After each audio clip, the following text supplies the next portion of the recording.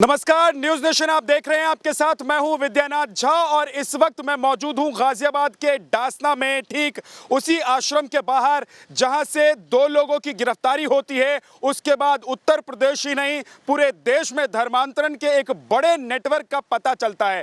ये पूरी खबर सुबह से लगातार हम बता रहे हैं, इस पर बड़े खुलासे हम कर रहे हैं। इस वक्त की जो सबसे बड़ी खबर है वो आपको बता देते हैं और न्यूज नेशन की खबर का जो असर हुआ है वो सबसे पहले आपको बता देते हैं। इस वक्त की जो बड़ी खबर है वो ये है कि धर्मांतरण पर अब ईडी को सौंपी जा सकती है फंडिंग की जांच। जी हां, आरोपियों पर विदेश से फंडिंग का आरोप है। हर साल 300 लोगों के धर्मांतरण का लक्ष्य इनका है और इसके लिए इनको फंड आता रहा है। ये बड़ी खबर है और आपको बता दें कि इस खबर में जो सबसे बड़ी बात यह है, हम सुबह से आपको लगातार दिखा रहे हैं, बता रहे हैं कि किस तरीके से न सिर्फ उत्तर प्रदेश में बल्कि देश भर में धर्मांतरण का एक पूरा जाल फैला हुआ है और ये जाल आईएसआई यानी कि पाकिस्तान के संगठन के इशारे पर चल रहा है। आप सीधे सीधे ये समझ सकते हैं या कह सकते हैं कि पाकिस्तान के इशारे पर चल रहा है, लेकिन हिंदुस्तान में इसको कैसे ऑपरेट किया जा रहा है, हिंदुस्तान में कैसे इसको संचालित किया जा रहा है,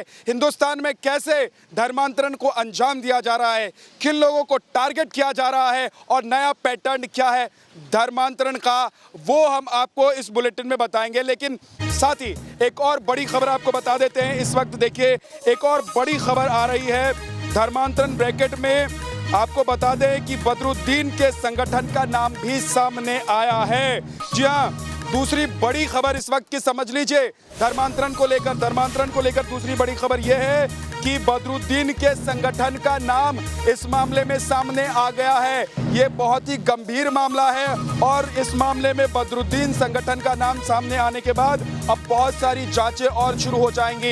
इस मामले में संभवतः और कई बड़े खुलासे हो सकते हैं। आपको बता दें कि मरकजुल मारिफ में निर्देशक के पद पर उमर गौतम रहा है और बोर्ड ऑफ डायरेक्टर की लिस्ट में उमर गौतम का नाम है। ये उमर गौतम ये वही मौलाना है, मौलवी है जिसको गिरफ्तार किया गया और इसकी गिरफ्तारी के बाद बहुत सारी जानकारी हमारी एजेंसियों को चली है पता कि किस तरीके से पूरे देश भर में धर्मांतरण को अंजाम दिया जा रहा है। आपको बता दें कि मरकजुल मारिफ संगठन के अध्यक्ष हैं बदरुद्दीन अजमल और यही वजह है कि इसमें बदरुद्दीन के संगठन का नाम सामने आने के बाद अब इस मामले में और कुछ नए खुलासे हो सकते हैं। यानी कि हिंदुस्तान में तमाम इस वक्त जो धर्म परिवर्तन के लिए लगे हुए लोग हैं या जो संगठन हैं जो विदेशी ताकत और विदेशी पैसों से हिंदुस्तान में गृह युद्ध फैलाने की कोशिश कर रहे हैं, गृह युद्ध की साजिश रच रहे हैं, यहाँ पर दंगा फैलाने की कोशिश कर रहे हैं,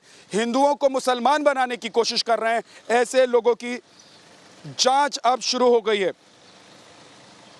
और आपको बता दें कि हमारे साथ इस मुद्दे पर बात करने के लिए कुछ खास मेहमान हैं। MC द्विवेदी पूर्व डीजीपी उत्तर प्रदेश के हमारे साथ हैं, आचार्य विक्रमादित्य हिंदू धर्मगुरु हमारे साथ हैं, मौलाना नदीमुद्दीन मुस्लिम धर्मगुरु हमारे साथ हैं, अनिल यादव केयरटेकर नरसिम्हानंद आश्रम के हमारे साथ हैं। इस वक्त जहां पर हम खड़े हैं मैं आप लोगों के पास आऊं, हमारे सहयोगी भी हमारे साथ जुड़ते रहेंगे, उनके पास चलूं, लेकिन उससे पहले अनिल यादव जो यहाँ पर रहते ना सिर्फ हैं बल्कि ये जो मेरे पीछे आप देख रहे हैं, मेरे पीछे ये जो आप आश्रम देख रहे हैं, मैं ज़रा मास्क लगा लेता हूँ, ये बहुत ज़रूरी है। अगर किसी से आप बात कर रहे हैं तो मैं मास्क लगा के बात करूँगा अनिल से। देखिए जो आश्रम आप देख रहे हैं, दरअसल इसी आश्रम में जो दो लोग घुसे थे उसके बाद एक एक कर जो परतें खुली उससे पता चला कि हिंदुस्तान में किस तरीके से धर्म परिवर्तन हो रहा है। लेकिन ये मॉड्यूल काम कैसे करता है, क्योंकि ज़मीनी स्तर पर अनिल यादव जी जैसे लोग काम कर रहे हैं, देख रहे हैं। अनिल जी ज़रा बताइए आज हमारे दर्शकों को बल्कि पूरे देश को जो इस वक्त न्यूज़ नेशन देख रहे हैं कि ये मॉड्यूल किस तरीके से काम करता है धर्म परिवर्तन का। आप लोग ज़मीनी स्तर पर इस तरह की चीज़ों को देखते हैं, गाज़ियाबाद ही क्यों, गाज़ियाबाद को उन लोगों ने अपना अड्डा क्यों बनाया? सबसे पहले मैं न्यूज़ नेशन की टीम को बहुत बहुत धन्यवाद देता हूँ, बहुत अच्छा काम कर रहे हैं आप। ऐसा है सर, यहाँ गाज़ियाबाद अब मानो ये बिल्कुल गौन केस है गाजियाबाद का। गाजियाबाद को आप मुस्लिम बहुल्य मान सकते हैं, क्योंकि गाजियाबाद सिटी का यदि आप नक्शा देखेंगे तो इसको चारों तरफ से मुस्लिम एरिया ने घेर रखा है। जहाँ हम खड़े हैं इधर से जो है बॉर्डर लगा हुआ है हापुड़ का, इधर से नाहल, मसूरी, डासना, ये बहुत बड़े मुस्लिम क्षेत्र हैं। दिल्ली से घुसोगे तो लौनी, पसौंडा, और बीच में आओगे तो इस्लाम नगर जो है वो एक मिनी पाकिस्तान है। तो ये गाजियाबाद इस्लाम का एक बहुत बड़ा वाला अड्डा है। यहाँ बहुत बड़ी बड़ी मस्जिद हैं। आप मानो तो जैसे भाटिया मोड़ है कि यहाँ पर एक जगह का नाम है भाटिया मोड़, वहाँ एक बहुत बड़ी मस्जिद है, वहाँ से इनके फतवे जारी होते हैं। दूसरा सेक्टर 23 में जहाँ से कासिफ पकड़ा गया था ई ब्लॉक से, वहाँ एक काशी गुप्ता, जो काशी गुप्ता अपना नाम लिखा के अंदर गया था, वो कासिफ है असलियत में। काशिफ के घर के पास एक बहुत बड़ी मस्जिद है, वहाँ पाकिस्तानी मोहल्ला भी है, पाकिस्तानी गैंग है, मतलब इस तरह के नाम इन लोगों ने रखे हुए हैं। तो यहाँ से एक बहुत बड़ी मुहिम इस्लाम की चली हुई है। आप देख सकते हैं जिस तरह से ये जो विपुल आया था तथाकथित हिंदू, विपुल को जो है सलीमुद्दीन ने, जो विजयनगर से जो गिरफ्तार किया था पुलिस ने, इससे पैरामेडिकल की ट्रेनिंग दी थी। वही कासिफ की बहन आयशा जो है उससे ये अपना जाल अनिल कैसे फैलाते हैं, ये बताइए अनिल जी, कि ये गाजियाबाद या नोएडा तक कैसे जाल फैलाते हैं? कैसे? ऐसा है, जो भी छोटे और दलित परिवार हैं या गरीब जो है परिवार हैं, उनके बच्चे किसी भी काम के लिए, इस्लाम का कहना है यदि हमारे पास, हम जो भी कुछ काम कर रहे हैं, मैं कार का काम कर रहा हूँ, कार डेंटिंग का काम कर रहा हूँ, मैं जो भी काम कर रहा हूँ मैं उसी से इस्लाम को फैलाऊंगा। मेरे पास यदि कोई हिंदू लड़का आता है तो मैं उसे धर्म परिवर्तन के लिए माइंड वॉश करते रहेंगे। अनिल, मैं आपके पास वापस आऊंगा। देखिए कुछ खास मेहमान और हमारे साथ जुड़े हुए हैं, जरा उनका रुख कर लेते हैं। लेकिन साथ ही मैं आपको बताता चलूं कि जब से ये खुलासा हुआ है तब से लोग हैरान इसलिए ज़्यादा हैं कि दरअसल जिस तरीके से हिंदुओं को मुसलमान बनाने का अब प्रयास चल रहा है, कोशिश हो रही है, और बड़ी तादाद में 1000 लोग तो परिवर्तित कर दिए गए हैं, उनका धर्मांतरण हो चुका है जैसा कि अभी तक बताया गया है। MC द्विवेदी, पूर्व DGP उत्तर प्रदेश, हमारे साथ हैं। द्विवेदी साहब, सबसे पहले मैं आपके पास आना चाहता हूं, क्योंकि हालात ऐसे हो गए हैं कि ज़मीन के अंदर क्या हो रहा है, ज़मीन के ऊपर पता करना बड़ा मुश्किल काम हो जाता है। अब देखिए, हर परिवार के अंदर घुसकर परिवार के लोगों को पता तक नहीं होता है, और लोगों के परिवार के जो बच्चे हैं, युवा हैं, उनका धर्म परिवर्तन हो जाता है, उनका माइंड वॉश हो जाता है।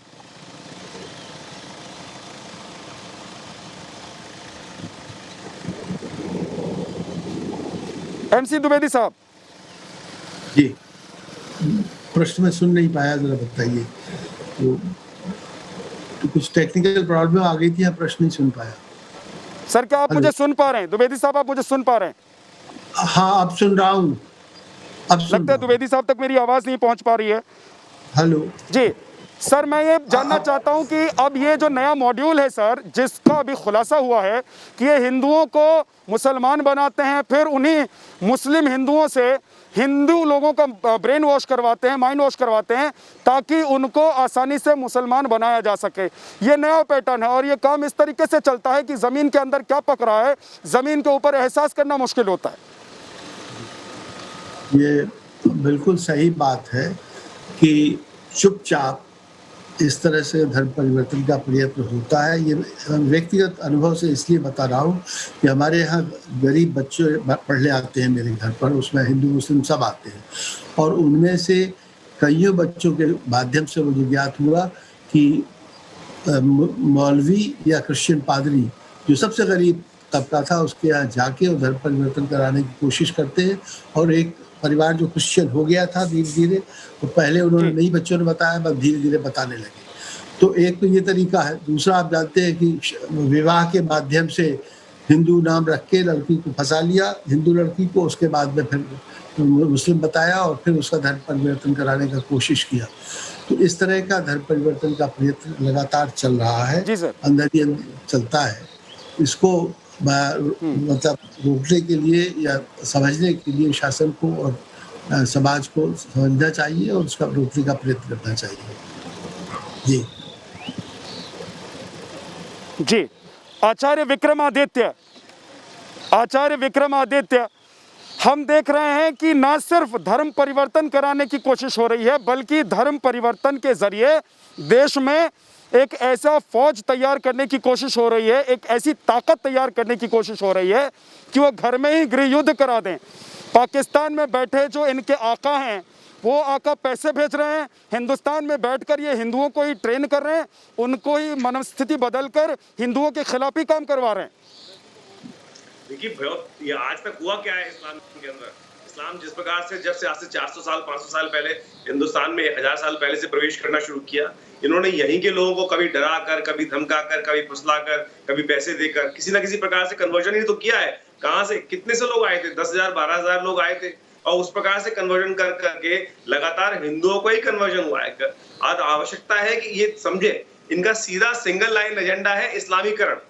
और आज जिस प्रकार से भयावह स्थिति पूरे देश में बन गई है, इस बात को हमें समझना चाहिए।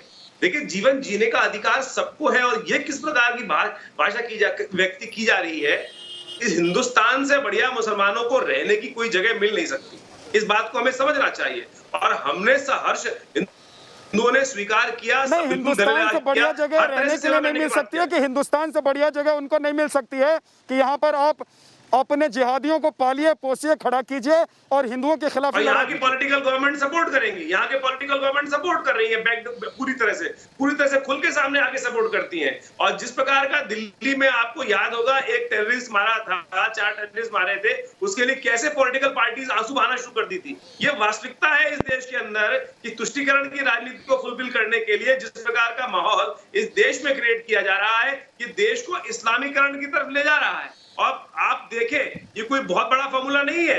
कश्मीर में ऑलरेडी हो चुका है, वहां पर हिंदुओं का सांस लेना मुश्किल है और अभी 370 को हटाने का विरोध आज भी लगातार जिस प्रकार से वहां छाती पीट कर पॉलिटिकल पार्टीज की जा रही है। और ये लव जिहाद का मामला या जो आज धर्म परिवर्तन का मामला सामने आया है, साफ साफ दिखाई दे रहा है कि इसमें उस बच्चे के मोबाइल के अंदर आईएस का मोबाइल क्या वीडियो जिस प्रकार से प्रमोशनल वीडियो डाला जा रहा है, दिखाया जा रहा है, वो क्या है साफ साफ तरीके से कि सीधा एक इंटरनेशनल मॉड्यूल पे काम करने की व्यवस्था हमारे साथ मौलाना नदीमुद्दीन है, धर्मगुरु हैं, मुस्लिम धर्मगुरु हैं, उनके पास मैं चलूंगा। लेकिन सर एक बार मेरे सहयोगी मनीष चौरसिया के पास मैं चल लेता हूँ, क्योंकि मनीष नोएडा में इस वक्त मौजूद हैं और मनीष के पास बहुत सारी ऐसी जानकारियां हैं जो आज पूरे देश को आंख खोलकर देखनी चाहिए, सुनना चाहिए, समझना चाहिए, क्योंकि ये हम सबकी जिम्मेदारी बनती है कि हमारे आस पड़ोस में अगर देश के खिलाफ कोई गतिविधि हो रही है तो हम उसके बारे में जानकारी रखें, उसके बारे में इंफॉर्मेशन पुलिस तक पहुंचाएं।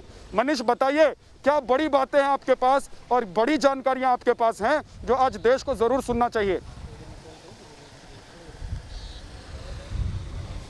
विद्या, देखिए, हम सुबह से ही लगातार ये कह रहे हैं कि ये स्कूल जो कि मूक बधिर बच्चों का स्कूल है, मासूम बच्चे जो बोल नहीं सकते, सुन नहीं सकते, वो एटीएस की जांच के केंद्र में है। अब जानकारी ये मिल रही है कि इस स्कूल की जो डायरेक्टर हैं उनको एटीएस लगातार इन्वेस्टिगेट कर रही है, उनसे पूछताछ कर रही है और पिछले 3 दिनों से लगातार वो एटीएस के हेडक्वार्टर लखनऊ पहुँच रही हैं, जहाँ उनसे पूछताछ की जा रही है।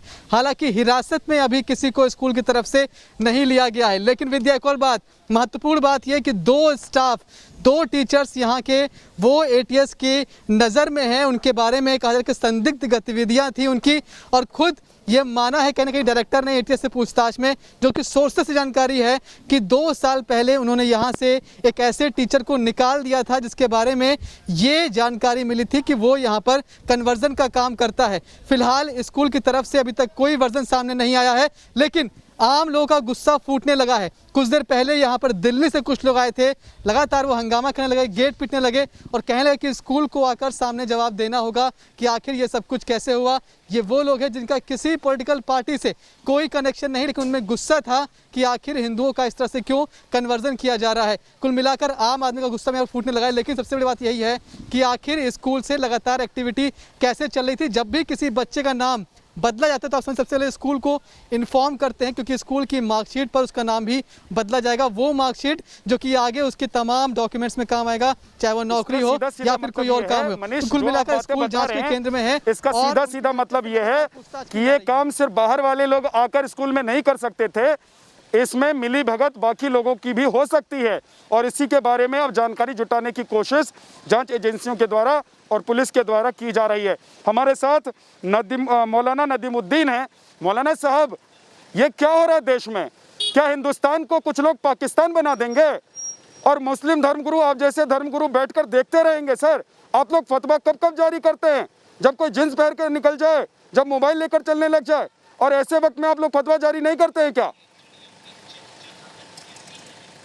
देखिए, इस देश का संविधान है, इस देश का कानून है कि लोग अपनी मर्जी से जिस धर्म में चाहें जा सकते हैं और जिस धर्म में चाहें रहें, क्या खाएं, क्या पिएं, ये आप और हम तय नहीं करेंगे।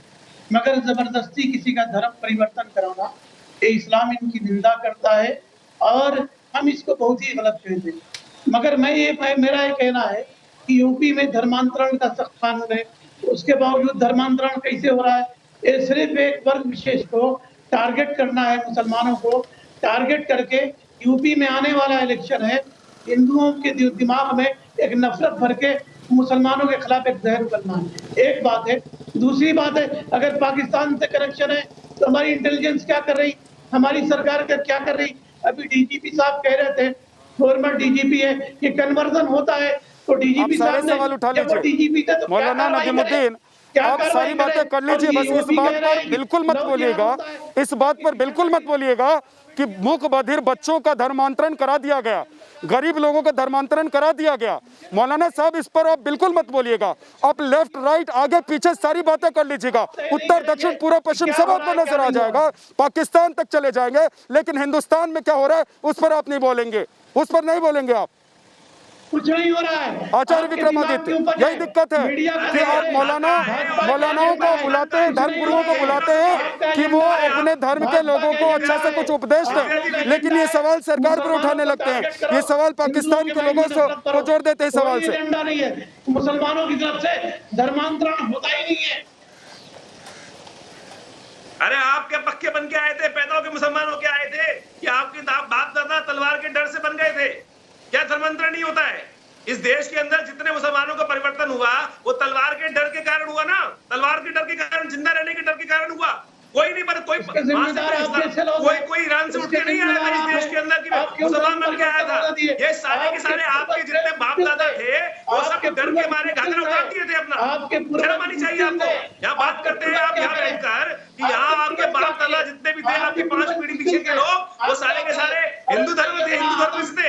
डर के मारे, किसी और से नहीं, डर के मारे, जो केवल डर के मारे हिंदू अपने धर्म को छोड़कर दूसरे धर्म को अपना लिए। ये वास्तविकता है इस देश की। अगर आपको समझ में नहीं आती है तो आप, मुझे समझ में नहीं आती कौन सा अल्लाह की उपासना करने की बात करते हैं। अल्लाह भी आपको जगह नहीं देगा अगर ऊपर जाकर जिस प्रकार के आप यहाँ पे झूठ बोलने का काम करते हैं। इस देश के अंदर झूठ बोलकर आप लोगों ने बरगला कर इस देश में व्यवस्था बनाने का प्रयास किया है, और जहां रहते हैं वही आप उसको तोड़ने का काम करते हैं। ये वास्तविकता है इस हर जगह की। जो आपका रहनो बना, जिन्होंने आपको रहने की जगह दी, आपने उसी देश को जाकर बर्बाद कर दिया। आज पूरा यूरोप आपसे त्रस्त है, आप लोगों से। ठीक है, आचार्य विक्रमादित्य और मौलाना साहब, बड़ी अच्छी बात तो ये होती है कि आज आप न्यूज नेशन पर जब बैठे हुए हैं, पूरा देश आपको सुन रहा है, आप 2-4 अच्छी बातें कहते और उन लोगों के लिए बोलते, उन लोगों के खिलाफ बोलते जो धर्म परिवर्तन कराने में लगे हुए हैं। आप बताते हैं कि शरीयत की जब किताब पढ़ाई जाती है मस्जिदों में तो उसमें क्या पढ़ाया जाता है। आज अगर आप ये देश को बताते तो देश की आंखें भी खुलती और देश के वो लोग जो आपको फॉलो करते हैं उन लोगों को भी समझ में आता कि वो क्या कर रहे हैं, आंख बंद करके उनके साथ क्या कराया जा रहा है। बहरहाल आप लोगों के पास मैं आऊंगा, आप लोगों के पास आऊंगा, आप लोग 1 मिनट शांत हो जाइए। विक्रमादित्य आप शांत हो जाइए, मौलाना साहब आप भी शांत हो जाइए। एक बार दिल्ली चलते हैं। रुमानुल्लाह खान जो लगातार इस बड़ी खबर पर नज़र बनाए हुए हैं, एक बड़ी बात जो है वो देश को बता रहे हैं। रोमान, देखिए मौलाना साहब ने कह दिया कि भाई अभी चुनाव है इसलिए ऐसा हो रहा है। मौलाना साहब ने कह दिया कि पाकिस्तान के इशारे पर कर रहे हैं, तो इंटेलिजेंस क्या कर रही है? भाई सब तो काम कर रहे हैं ना, लेकिन देश में ऐसा क्यों हो रहा है और कब से हो रहा है? और ऐसे लोग जो हैं उनके तार कहाँ तक जुड़े हुए हैं? ये कैसे अपने नेटवर्क को ऑपरेट करते हैं? रोमान, देखिए बिल्कुल, और इसकी जांच जल्दी शुरू होने वाली है। प्रवर्तन निदेशालय सीधे तौर पर जांच शुरू करने वाला है, क्योंकि जो जानकारी मिली है उसके मुताबिक फ़ॉरेन से फंडिंग आ रही थी, पाकिस्तान की खुफिया एसआई की फंडिंग थी, और इसके अलावा गल्फ़ देशों से भी कई जगह से फंडिंग आई है, जिसमें कई संगठन और कई मदरसे और कई जो ट्रस्ट हैं वो शामिल हैं। क्योंकि मौलाना गौतम जो पकड़े गए हैं वो जामिया में बदरुद्दीन साहब के जो मदरसा है उसके अंदर इंग्लिश के टीचर के तौर पर जॉब किया करते थे और आज भी वेबसाइट पर नाम है मौलाना उमर गौतम का। और कई ऐसे ट्रस्ट हैं जिसमें पैसे की फंडिंग आई है, ये पैसा मनी लॉन्ड्रिंग के जरिए आया है। और सिर्फ ये नहीं है कि सिर्फ नौकरी दिलाने या शादी कराने तक ही खर्चा सीमित था, सीधे तौर पर कन्वर्जन के सर्टिफिकेट बनवाने के लिए, निकाह नामे बनवाने के लिए, उसके लिए भी एक अलग से पूरी टीम थी जिसकी पूरी लीगल जो प्रोसीजिंग थी उसका पूरा पैसा दिया जाता था। और अगर कोई ऐसा लड़का जिसको ये धर्म परिवर्तन कराते थे वो किसी कानूनी पचड़े में फंसता था तो और या कोई और दूसरा मामला आता था तो उसके लिए भी पूरी लीगल टीम मौजूद थी जिसके लिए बड़ा फंड मुहैया कराया जाता था। एक बड़े रकम का आदान प्रदान हुआ है, विदेशों से पैसा आया है। सीधे तौर पर प्रवर्तन निदेशालय जल्द ही इस पूरे मामले में जांच शुरू कर सकता है, जिसके बाद कई ट्रस्ट और कई मदरसे जहां से धर्म परिवर्तन के लिए ये फंडिंग आई है उसके बारे में खुलासा हो सकता है और किस तरह से ये टारगेट चूज करते थे, किस तरह से इनको 300 लोगों का सालाना टारगेट दिया जाता था।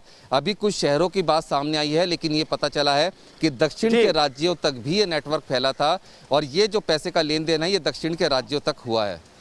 जी ठीक है, ठीक है, ठीक है। अब मौलाना नदीमुद्दीन साहब, आपने सुन लिया है कि जांच एजेंसियां क्या कर रही हैं, आपने सुन लिया कि किस तरीके से इन लोगों को पकड़ने की कोशिश हो रही है। अब ज़रा देश को ये बताएंगे आप कि जो मस्जिद और आप लोगों का जो संगठन है, जिन संगठनों का जिक्र हम लोग कर रहे हैं, ऐसे संगठन देश में क्या कर रहे हैं? आपको शर्म नहीं आ रही? ऐसे संगठनों के जरिए देश में क्या क्या किया जा रहा है? शर्म नहीं आ रही? अगर बीजेपी के एजेंट बन करके आप बताइए, आपको शर्म आ रही है? आपको शर्म आ रही है तो आज आप देश को बताइए कि देश के कई ऐसे मस्जिद हैं जहां से आतंकी निकले हैं। आप बताइए। शर्म नहीं आ रही? मौलाना साहब मेरे सवाल का जवाब दीजिए। आज देश को आप ये भी बताइए कि देश के ऐसे कितने मस्जिद हैं जहां से आतंकी निकले हैं। आज आप देश को ये भी बताइए कि जो शरीयत की किताब है उसमें क्या पढ़ाते हैं आप लोग, मासूम बच्चों को क्या सिखाते हैं, उनकी तालीम क्या होती है, सब कुछ शीशे की तरह साफ हो जाएगा। अब सुनो, भोपाल में जो पकड़े गए थे पाकिस्तान के आतंकवादी वो सब हिंदू थे। देवेंद्र गुप्ता पकड़ा गया था कश्मीर में, वो हिंदू था। आरएसएस का संगठन आतंकवादियों में मुलविस रहा है। मैं कह रहा हूँ अगर पाकिस्तान से करप्शन है तो सरकार क्या कर रही है? अगर पाकिस्तान से पैसा है तो सरकार क्या कर रही है? सरकार आज करे, जो भी दोषी है उसको कड़ी से कड़ी सजा मिले। हम किसी आतंकवाद का समर्थन नहीं करते, हम निंदा करते हैं, कड़ी कार्रवाई करो। इसने भी कहा है पाकिस्तान से पैसा आया, सरकार क्या कर रही है? इंटेलिजेंस क्या कर रही है? मुसलमानों पर आतंकवाद का आरोप लगाना निंदनीय है। इस देश का मुसलमान अमन से है, इस देश का मुसलमान शांति के साथ रहता है, इस देश का मुसलमान इस देश के लिए जीता है, इस देश के लिए मरता है। हमने खून दिया है, हमने इस देश के लिए बलिदान दिया है। हमारे बहुत बहुत शुक्रिया मौलाना नदीमुद्दीन साहब, आपका बहुत बहुत शुक्रिया और आचार्य विक्रमादित्य आपका भी बहुत बहुत शुक्रिया।